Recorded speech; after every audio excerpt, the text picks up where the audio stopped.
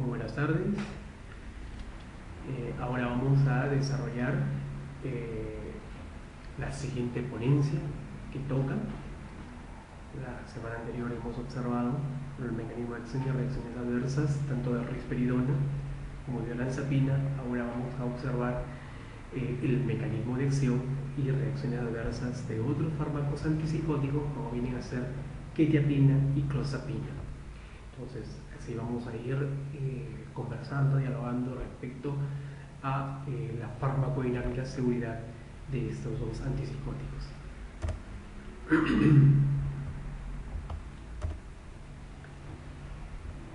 A continuación, vamos a dialogar de la quetiapina. Y bien, como observamos las semanas anteriores, tenemos la neurona presináptica, donde va a liberar la catecolamina. Aquí tenemos la adrenalina, en la parte izquierda la dopamina. En la parte inferior tenemos una neurona grande, que es una neurona postsináptica, donde encontramos a receptores dopaminérgicos de 1, de 2, encontramos el receptor serotoninérgico cerebral 5-HT2 y los receptores adrenérgicos alfa 1, alfa 2. Y en la parte central encontramos a la famosa quetiapina. Muy bien, esos receptores van a ser ocupados en condiciones normales por cada una de estas hormonas y de esta forma generar la señalización intracelular ya conocida. Pero en la enfermedad podemos encontrar un incremento de estas hormonas. Al haber un incremento, lo que se va a desarrollar es una sobreactividad de estos receptores ubicados en las neuronas postsinápticas y de ello derivar en una sobreactividad de la enfermedad, una exacerbación de la enfermedad. Pero para ello está la quetiapina, un antipsicótico atípico que vamos a observar cómo quetiapina actúa sobre el receptor 5-HT2A principalmente y sobre el receptor dopaminérgico de 2. Las acciones que tiene quetiapina sobre estos dos receptores es importantísima, teniendo una mayor afinidad por el receptor serotoninérgico más que por el receptor dopaminérgico. La actividad sobre estos dos receptores nos va a permitir conocer e identificar los efectos farmacológicos sobre la sintomatología, tanto positiva como negativa. En la parte inferior, como estamos observando ya en las semanas anteriores con risperidona, con olanzapina, quetiapina ahora es un activador del receptor 5-HT1A, importantísimo, una señalización serotoninérgica a ese nivel, y tiene un bloqueo similar a la risperidona tanto del histaminérgico 1 como del adrenérgico 1, el alfa 1 y el H1. Lo que se hace es bloquear esos receptores postsinápticos, y el bloqueo de esos receptores postsinápticos explica los efectos adversos de este medicamento. Entonces, no olvidemos que en el mecanismo de acción lo que hace es antagonizar, bloquear principalmente el receptor 5-HT2A, seguidamente el dopaminérgico de 2. El bloqueo de estos dos receptores explica el mecanismo de acción antipsicótico en síntomas tanto negativos como positivos, y la seguridad enfocada al bloqueo del H1 y el alfa 1 y la activación del 5-HT1A. A continuación vamos a observar cuáles son los efectos adversos de la quetiapina. Y comenzamos a recordar lo que habíamos visto anteriormente en la semana a olanzapina. Uno de los principales efectos adversos era un endocrinológico, como es la diabetes mellitus tipo 2. Para quetiapina también hay mayor probabilidad de desarrollar diabetes mellitus tipo 2 con quetiapina, como podemos observar. Entonces, aquí podemos observar la diabetes mellitus tipo 2, ¿sí? Van de la mano. El insomnio es importantísimo, el insomnio que puede desarrollar con este fármaco obedeciendo básicamente a la activación del 5-HT1A, la pancreatitis, el incremento de peso que puede fundamentar básicamente los niveles hiperglicémicos, la somnolencia gracias al bloqueo del receptor H1 histaminérgico, ¿sí? Ciertos desórdenes psicóticos también, la cetoacidosis diabética. En algunos se ha podido observar muerte, mortalidad, ¿sí? Hay mortalidad. En otros se ha podido observar enfermedades también mentales, alteraciones mentales, ¿sí? Dentro de este proceso de la seguridad enfocada a la quetiapina.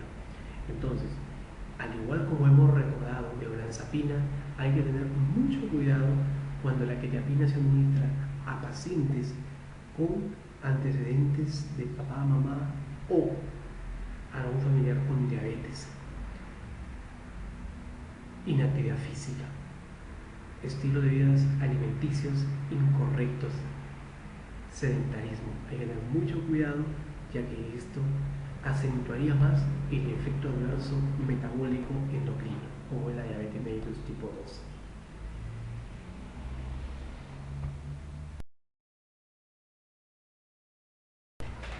Siguiendo con la exposición, vamos ahora a explicar el mecanismo de acción y los principales efectos adversos de clozapina, un antipsicótico muy utilizado para el tratamiento de la esquizofrenia. A continuación podemos observar aquí una membrana celular con los diferentes receptores, ya sean los receptores dopaminérgicos de 2, de 3, de 4, que observamos enfrente. Esa imagen nos muestra la neurobiología, dice, de la clozapina, ¿no? Nosotros sabemos que el receptor dopaminérgico llega a su receptor, se une y genera una señalización intracelular. Igualmente llega aquí a este receptor también, ¿sí? El receptor D3, ¿sí? Llega a la dopamina, se une y desarrolla señalización intracelular. Muy bien, al igual que en el D4. Excelente. Pero ya sabemos que la clozapina es un antipsicótico que va a bloquear los receptores dopaminérgicos. Como podemos observar, ¿no? Aquí, ¿sí? Aquí podemos observar, ¿no? El bloqueo del receptor dopaminérgico. Como vamos a observar, es un antagonista del receptor D2, como podemos observar.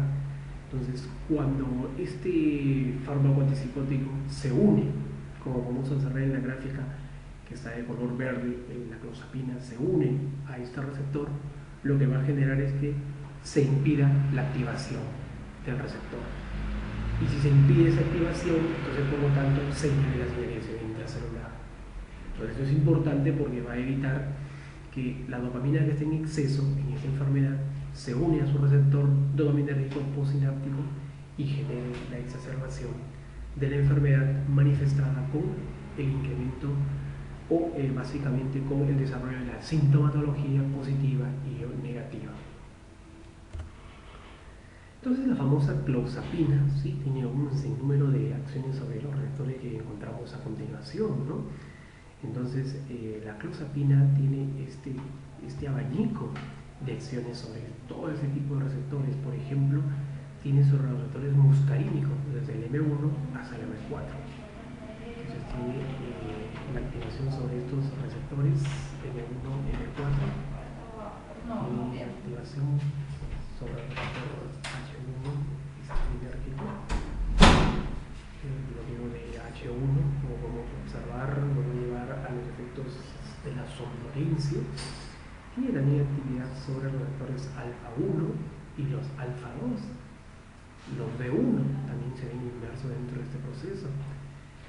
Principalmente tenemos en mayor medida a los D2. ¿Sí? Los D2 están marcados en rojo. Posteriormente también tiene de una gama de receptores serotoninérgicos que tiene actividad sobre ellos, pero principalmente sobre el 5-HT2A. Entonces, ¿cuál es lo importante aquí? Lo importante está en que la clozapina, como los otros compañeros del grupo, risperidona, olanzapina, quetiapina, tienen actividad principalmente, su acción antipsicótica se debe al bloqueo de la 5-HT2A y al bloqueo de la D2. Entonces, no nos olvidemos, la diferencia con los típicos es de que ellos bloquean principalmente D2 con alta afinidad, mientras que los atípicos como clozapina bloquean D2 pero con menor medida en comparación a los típicos. Por eso que ellos desarrollan en menor medida efectos extrapiramidales. Por eso que no hemos podido observar las reacciones adversas extrapiramidales como si se observan con haloperidol, con cloromacina.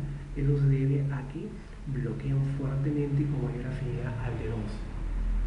Entonces, los antipsicóticos atípicos como clozapina deben su efecto sobre los síntomas negativos a la actividad sobre el receptor 5-HT2A. El bloqueo de este receptor nos permite tener una actividad sobre los síntomas negativos y su menor afinidad sobre los D2 también fortalece esa farmacodinamia, ese efecto sobre la sintomatología tanto positiva como negativa. ¿Cuáles son los principales efectos adversos de clozapina no detectados? Uno de los de mayor frecuencia por clozapina es las muertes, la mortalidad. La muerte se podría observar como una reacción adversa de mayor frecuencia. Luego sigue un problema hematológico muy conocido y que debemos tener en cuenta, la granulocitopenia. ¿Sí? Asimismo, la disminución del conteo de los glóbulos, ¿sí? Los glóbulos blancos, es importantísimo la línea blanca. La línea de leucocitos se ve reducida. Leucopenia, pirexia, procesos relacionados con la neumonía, sobre todo en pacientes mayores, adultos. Sí, asimismo también puede haber un incremento de la línea blanca, ¿sí? Enfermedades cardiovasculares como la taquicardia, ¿sí? Cardiovasculares, y disminución del conteo de los neutrófilos. Todo este proceso nos puede conllevar a una disminución de la inmunidad y el paciente ser propenso a desarrollar enfermedades oportunistas por hongos, por virus, por bacterias. Entonces hay que tener mucho cuidado con este tipo de pacientes, monitorizarlos, seguirlos, porque uno de los principales efectos adversos es la muerte y el segundo es los problemas hematológicos en la línea blanca y también en las plaquetas. Entonces, muy importante la línea hematológica, cuidar en los pacientes que son prescritos clozapina dentro de este proceso patológico.